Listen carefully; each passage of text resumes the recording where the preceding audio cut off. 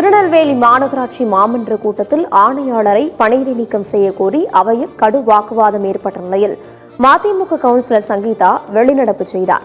திருநெல்வேலி மாநகராட்சி மாமன்ற கூட்டத்தில் அடிப்படை வசதிகளின்மை, கட்டட அனுமதி உள்ளிட்ட பல்வேறு பணிகளில் விதிமீறல்கள் நடப்பது குறித்து விவாதிக்கப்பட்டது.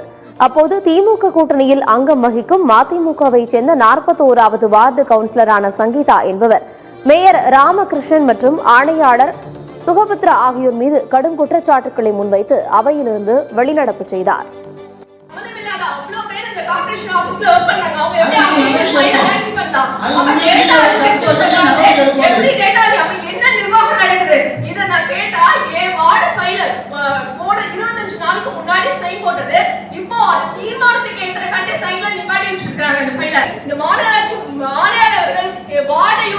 பயங்கரமா புறக்கணிக்கிறாங்க. இதை நான் வன்மையா கண்டிக்கிறேன். இந்த